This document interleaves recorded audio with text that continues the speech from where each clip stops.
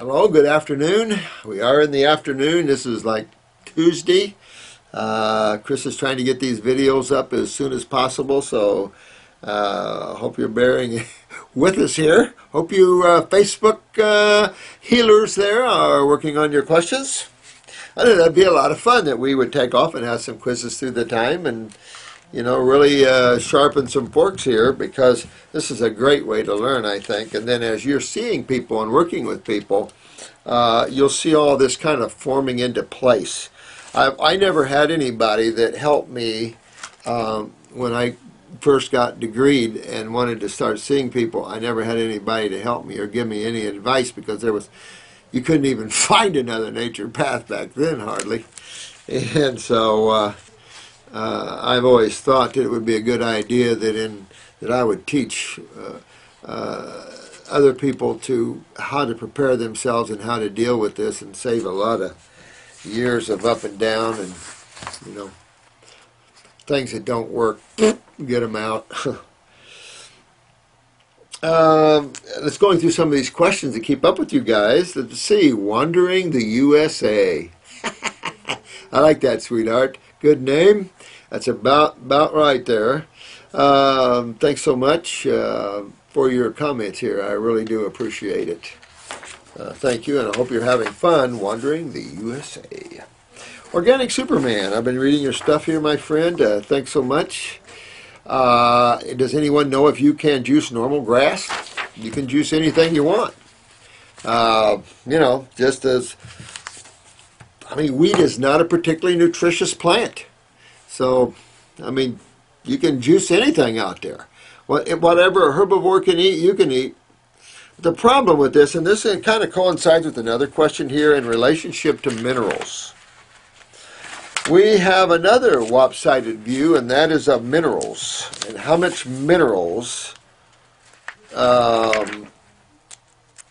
would one need. And the thing is that I think most of the older guys will pretty much concur with this, is that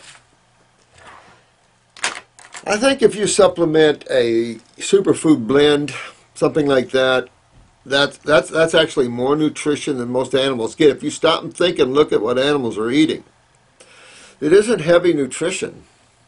It really isn't. So I think one of the misconceptions here is that we need all these minerals. And I think minerals got more share of the hoopla than they needed, because they're inferior, their electrical charges are low, they're predominantly inorganic if they're not salted. They're hard to absorb through the bowel wall. That's why they developed chelation therapy, to wrap these minerals with amino acids so they'll absorb better. But things like this, and I think that we go after all these high minerals and zeolites and all these things, and the thing is that they're okay for plants. They really make plants go good. But in the Homo sapiens species, and I think most vertebrates, we're not so much elementals. Each level has its own level of food sources that are more energetic, or depending upon the species. This is all about anatomy and physiology. Looking at that, how the body's set up, how the body digests, what type of body it is, the nervous system in there, the whole 9 yards. And I think that you repetitively see that we're definitely more frugivorish. The problem comes in, obviously, in the lack of quality of good fruit. That's obviously. We send these trees up into the acid worlds with high nitrogen fertilizers, and then we pick fruit unripe. So we can't give fruit a blame here for being bad when we don't grow good fruit, because when you bite into good fruit, you're in nirvana land. You're just in nirvana land. So it's just one of those things. And this is another comment in kind of relationship with Organic Supermans here. Alicia West.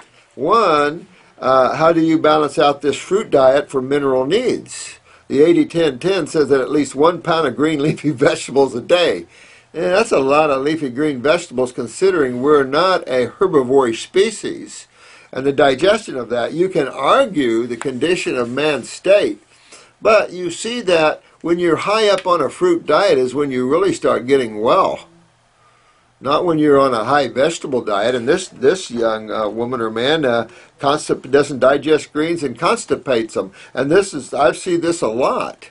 And that's because it's too much fiber and requires too much digestive needs. We are not real. If you're seeing more undigested food in your stool than anything else, it's going to be vegetable matter, just because it's so hard in the skin of things. And goes back to the pancreas, of course, but then it also is considered the pancreas in a Homo sapien. I look at the primates, and yeah, some of them, the mountain gorillas, are sustaining on the tender greens, which is good. But they are definitely frugivores. They can handle that better. But they are subsisting on these because up in the mountains you don't have a lot of fruit going on. Where you have a more tropical regions like where the orangutans are, they're exclusively frugivores, and they don't have the bulk a gorilla does. But I'd hate to pit a big old orangutan against a gorilla because they're both pretty bad butts. They're both pretty bad. I'll say this, you have to consider a lot here. You have to consider a lot of things when you're thinking about nutrition, and I think this is real important to consider. And that is, 1, are you digesting your foods? 2, are you absorbing that nutrition? And 3, are you utilizing that nutrition? Remember the 4 things, and the last one is elimination. You should always keep these little things in the back of your mind. Is that individual digesting their foods? Liver, gallbladder, pancreas, stomach. 2, are you absorbing these foods? Are they malabsorbed? No matter what they eat, they can't gain weight. Knocks out hyperthyroidism. What do we got? We got malabsorption. Well, that's a lymphatic problem. So again, malabsorption would mean you're not getting the nutrition out of fruits or the greens. Then you got utilization. Look at the adrenal glands again. I don't know what, there's 30, 40 steroids involved in minerals and the utilization of minerals, including iron, zinc, selenium, magnesium, except for calcium. And that comes right up here to the thyroid, parathyroid. So when you're thinking deficiency, first, these 3 things must be met. Or you're kidding yourself. You're throwing everything to deficiency and ignoring the 3 fundamental issues that most people have trouble with. Most people have trouble with digestion to a certain degree. Less so than malabsorption. Malabsorption is the most popular problem out there, and that's a lymphatic problem. Remember? Interstitial lymphatic constipation. Then we've got the 3rd, and then we keep forgetting the adrenal glands and how weak most people's adrenals are. Well, they're responsible for the utilization of minerals, sugar metabolism, and what are we seeing in the world? Mineral problems and all these things, but you don't need much. It's not how much you consume, it's how much you utilize. And we can put it there because it has to go through digestion and absorption first, and then you have utilization. So utilization of your chemistry is key. To being able to even say, well, you're deficient. So I don't run with deficiencies because I've seen incredible work done with the frugivorish diets. So is Arnold Ehret. There's been a lot of fruitarian thinkers in the health field. Carrington, I'm not sure about Carrington. I think at one time he was a fruitarian thinker. He still might be. His works are incredible. There's Carrington. I mean, there's just a whole line of them. But you know what? I don't argue the small stuff. I don't care. But I think that that worry is unwarranted. I think that we should not really put so much worry about how many minerals should we have. Should we have an ounce? Should we have 2 ounces? I think that stuff is too intellectual and will get you confused as you go down that road because you'll keep applying that intellectual thinking to everything you're doing. And pretty soon you'll just get away from health. You'll get lost because of all these ideas and theories and concepts that float out there, and it'll pull you away. And this is what you see. You see people getting trapped, especially the new people that have never entered natural health like this. And keep in mind, some of us have been around quite a long time in this field. We've had time to go through these things. We've had time to learn. Especially in an active practice like this, you are always, especially as long as I've been involved, Jensen was involved, 30 more years than I had. That's a lot. So I admire these kind of people that spend 75 years in the health field. I admire Jensen for that, because it takes a special person to handle 75 years of people's pain and sufferings. I'm telling you, it takes a special person, because you have to be able to maintain love and help people, and at the same time deal with all the suffering. And then you get to see what the medical profession has been doing to people, which drives you insane. It just becomes insanity after a while. When people wake up, I have a feeling that there's going to be some serious repercussions in the medical community for what has been transpiring for the last 100 years. Not a good picture. We have been taught it's a good picture, but when you really look into that doorway, not a good picture. And the false sense of things. Need them nowadays, but we need to change things around here. I was just reading something from Canada, that Canada medical doctors are trying to get rid of homeopathy again, and coming down on homeopathy. As long as the medical community decides to come down on naturopathy or homeopathy, then I say they need to go to jail for what they're doing. I'm saying if you're going to come after us medical doctors, then nowadays we're not going to sit and run like we used to. We're going to come after you, because right now you've got a history, and this is what you haven't been thinking about. You have a history now, a paper trail of what you've been doing. And boy, you get in a court of law with a bunch of jurors, and it could be some problems. But to get, to go after homeopathy is so ridiculous, because it's a non-invasive. It's a great system for treatment. What they don't realize is half the MDs from Europe became homeopaths because it's a better system.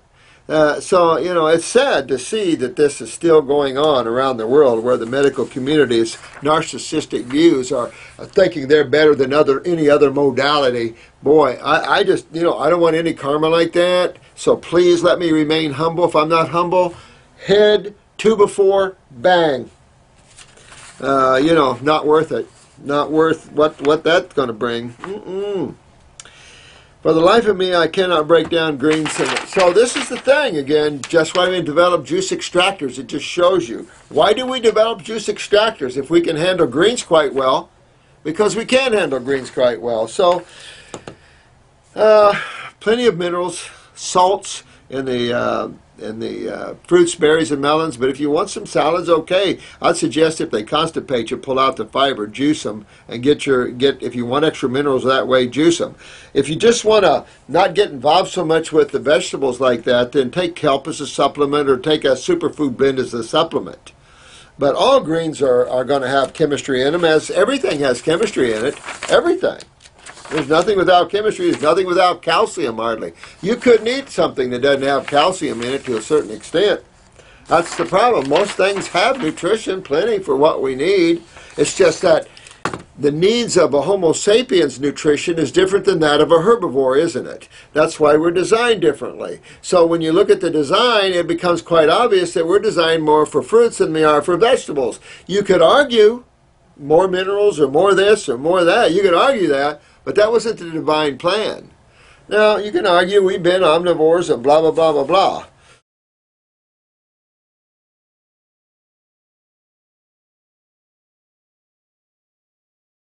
The problem with that argument is stop and take a look at the human race in an omnivorish setting. Just look around. You can look at almost every country in the world right now and see omnivorish eating by Homo sapiens, and take a look at the health issues. Someone just said, boy, there's a lot of cancer out there.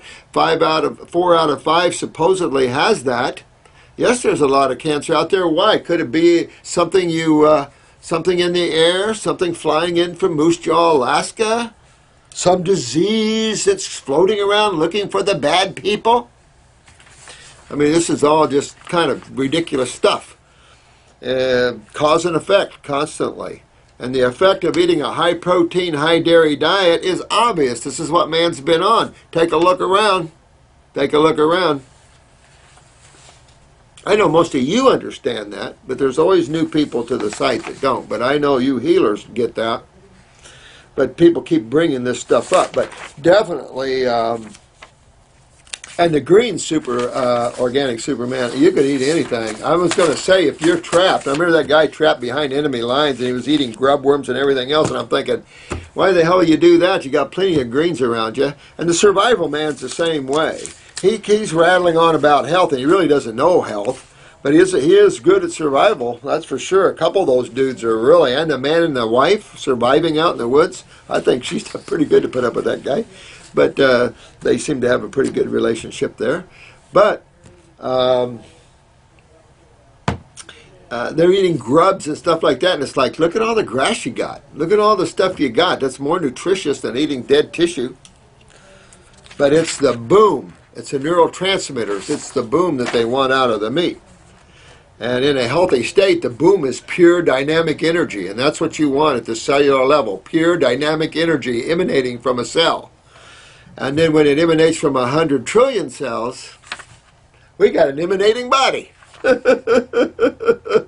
Oh. I'm going on a 27 day of a lemon juice. Today I finally saw sediment. Pretty good, Fruit Fairy. You're kicking butt, dear one. Your herbs are kicking my you-know-what, and I'm loving it. Thank you, Fruit Fairy. You sweet thing, you. I appreciate that. You know what? I don't know. I've just been going along these years trying to put things together and figure things out and make things easier for people. And I think the sediment makes a big difference. We see it every time. It's a shame that it takes so long for some people to get the sediment roaring. And I don't know why, all the implications of that. Just that, remember, in an acidic medium, you have an anionic state developing, which is a coagulated, dehydrated state. And when that happens to fluids, they pretty much dry up, harden, thicken, and maybe that's the problem, is that the lymph gets so thick that it's hard, it takes a while to get that to break loose. Someone gave me something about sulfur, and I wanted to cover that. I think I took that home at lunch. But there was a formula that this doctor was giving to get rid of sulfur with an asparagus extract, but it had ethanol in it. So better be careful taking that supplement. It'd be better just to get some abstract of asparagus. Supposedly it's good to rid the body of sulfur. I'll experiment myself and see how that works. But the formula that you had mentioned, my friend, has got ethanol. That wouldn't be good. That wouldn't be good. Typical medical thinking, but alcohol, no thanks. Nope. Thank you, Organic Superman. My own diet, I've said that many times.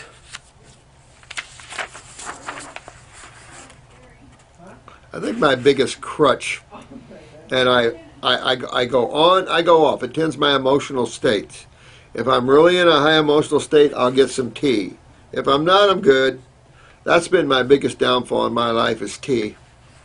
I'm just not, I'm not one of those people that go way off the deep end and eat crap and everything else. Repost. Hi, Dr. Morris. What does the lymphatic constipation in some blue eyes? This is a good question. Why is some eyes that are milky white and other eyes become brown? That's a good question. All I know is that brown is definitely a chronic state of lymph. Now, what impact does genetics have on a chronic state of lymph versus a non-chronic state of lymph? I can't tell you. There are some things, iridology, I haven't figured out myself. I haven't seen if any other iridologists come up with that, but you might see if you can find that information. But to be honest with you, I'm not sure we know why. I mean, you can definitely show you that in a brown state, where the eye is supposed to be blue and it's brown from chronic lymph, that is indeed chronic lymph. Those people have a much harder way to go than those that are not. I have this old dairy farmer here. He's had a lifetime of dairy. Now he has a white eye. You can see heavy lymphatic problems, but they're not chronic in terms of making the eye brown. So I don't know how the impact of genetics on fluids are. But something does create that issue, and I don't know. It would be interesting in a seminar of iridologists, what some iridologists might think about that. How do you prepare an aloe bath? Good question. Well, it's true. You know, you'd have to super grow the aloe vera. There's no question about that. But you wouldn't have to throw it out all the time because it, you know, you could preserve it. But I don't know where you'd be on that mixture, to be honest with you. But a little child wouldn't need a lot. And even if you just had enough to coat him and coat that little poor 14-month-old baby, that wouldn't require a lot. And, you know, you could maybe just keep it thick on the skin. But an aloe vera bath would be by far, I think, the cat's meow. And you could mix some other things in the aloe bath, like the burdock leaves, maybe the comfrey leaf or root, accelerate healing of tissue. You definitely could make a nice little bath of some herbs mixed in with some, like the heal all tea or something, but some herbs like that, slippery elm, marshmallow, very healing to tissue. The comfreys and the golden seal, very healing to tissue. And if you added that with the aloe, which would pull the heat out, pull the pain out, and super heal. I mean, that's the way you have to go with burns. You can't go the allopathic way. Those guys are crazy. You're scraping your skin. You always see mutation. And then they're taking skin from other parts of your body and stuff like that. I think the problem with allopathy, they forgot you can regenerate tissue.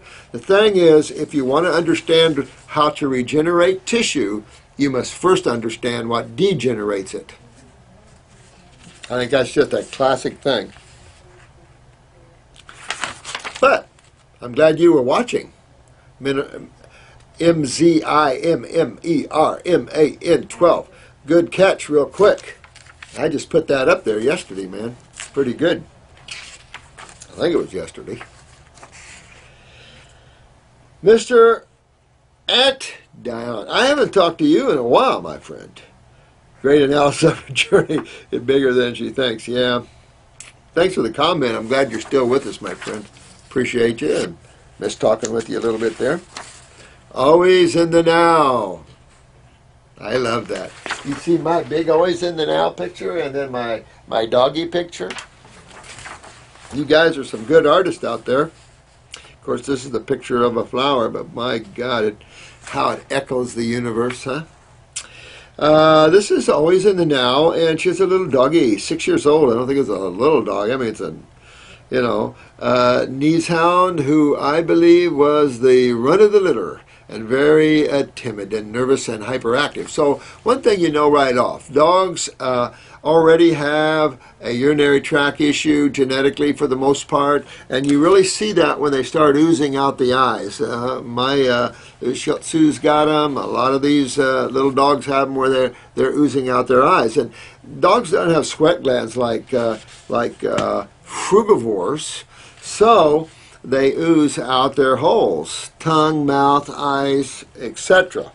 And so already, so there's a little adrenal gland weakness there, a little kidney, if there's run of the litter, might have a little pituitary weakness going on there. You can pick that up with the pituitary glandular. They like meat. Has never eaten commercial dog food. Good woman. I used to cook for them when I was a vegetarian. When I started eating raw, I just started feeding the dogs raw, meaty bones, some veggies and fruit. He has some digestive problems, some kidney. Well, it's definitely kidneys, but they're born with those sort of things. So I get him on the kidney formula. Definitely perk up the adrenals with a little glandular, and probably if you think he was a runt, just a tad bit of pituitary now and then, just to pick that up. Or you can do the endocrine gland formula with the dog. Definitely do Parasite M, clean them up that way. But move lymph, and that's the same issue. Dogs face the same issue with tumors and everything else. So you got to get the kidneys, you got to get the adrenals up, you got to get and that'll get the nervous system up. You can give a little brain and nerve, probably would do well. Isn't that neat that you can give the dogs the same herbs that you give humans? I love that. You can give horses the same, llamas the same. Cats, you can give them the herbs too. When I start, let me see here, he's very jumpy when someone gets too close to him or moves suddenly near him. I'd give him the, again, getting the adrenal formula, but give him the brain and nerve formula. It'll strengthen him up that way. Yeps as if someone was killing him and quite quickly tries to get out of the way. Yeah, that's what I think. I think it's adrenal gland related as well. I think that his kidneys and adrenals are down. He's oozing the lymph from that. And so perk those up, and the dog should come out of that and be a strong little doggy. He's been having some watery liquid oozing out of his right eye, and when I first saw it, I thought he injured himself, but you know, that's the lymph. He also had some limping joint problems. Hip dysplasia is very common with this breed. Now, so then I want you to think about the parathyroid too in this case, because you see thyroid a lot in dogs. You see hyper dogs all the time. You see hyperthyroid in dogs all the time, the buggy eyes and everything else. And if once you understand the body a little bit, isn't it fun? And you can go, oh look, my dog's at this and this and this, and then you can work on it. Can't do much for hyperthyroidism, but I would definitely work with the parathyroid gland here and get his lymph moving and kidneys filtering, da-da-da-da-da. While eating cooked food, he often had what they called projectile vomiting. Wow. Well, again, they're back to liver and, you know.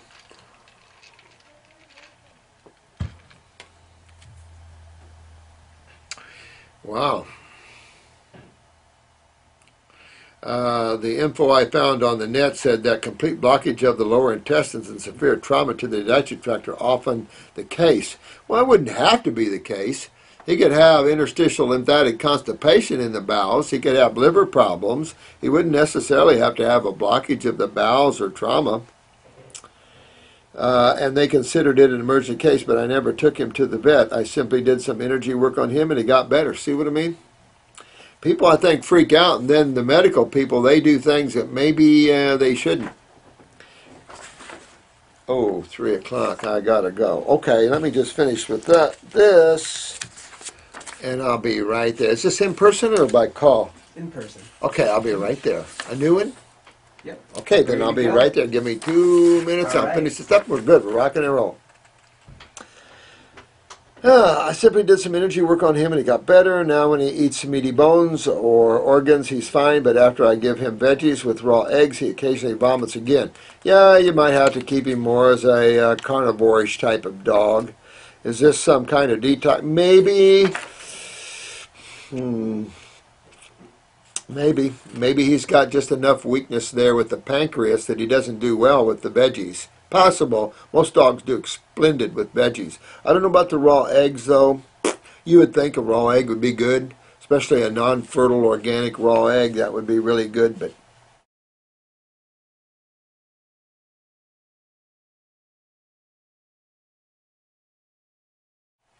I don't know, hon. You could try him on a full veggie diet. You could try that and see how well he came out of that. I would get him on the herbs, I think, first, fix up the bowels and get the, maybe give him the liver formula a little bit. That'll cross over and get the pancreas and clean the liver out a little bit and also do these other parts, and you should be pretty good with him. Loves fruit, though. Watermelon, berries, grapes. Oh, grapes would kill him. Now, I've seen plenty of dogs eat grapes, but thinks of them as treats. Well, you know what? You could pick him up and see how he does on a vegetable fruit diet. He loves his meat. Well, I think you're doing pretty good that way. I think you just use the herbs to get in there and work with these kidneys and everything, because when you're working with animals and even with humans, those herbs are specific for those tissues. I think when you look at the food sources today, at best we can say they hold some energy and nutrition, but aren't powerful enough to go specifically to various tissues and really expect a response or affect a response. So I think that you'd be smarter going down the herb way to New Zealand. Give my buddy a high shout out over there. I gotta go, but I thought this was an interesting analysis. Which is worse for the body? Did you get this one? Which is the worst for the body? This is Bernard Goldman. Cooked meat or raw dairy? Huh. Now you got a coin? Which is worse for the body? Cooked meat or raw dairy? Jesus, they're both at the top of the no-nos. They're both at the top of the no-nos. I don't know how to tell you which one's worse, because I wouldn't pick either one. They're at the worst, at the top of the no-nos. I can tell you, which do you want? Your kidneys to break down or tumors? Even though one leads to the other. But which do you want? Suffer with the bowels and possible bowel cancer, destroy the kidneys, or have tumors all through you and have to deal with lymph? They both at the top of the no-nos. Can't answer that one. Sprouted grains or cooked vegetables? Sprouted grains. I mean, anytime you sprout a grain and make it a vegetable, you got a better thing than if you cook them, right? Avocado or leafy greens? Avocado. For me, avocado. Yeah, the leafy greens, the problem is digesting them. And so when you look at the efforts and all that involved, avocado. If you're going to juice those greens and you said a big glass of alfalfa, raw alfalfa juice compared to an avocado, night and day to the chemistry difference. Cooked grains over raw meat? Raw meat, probably, basically.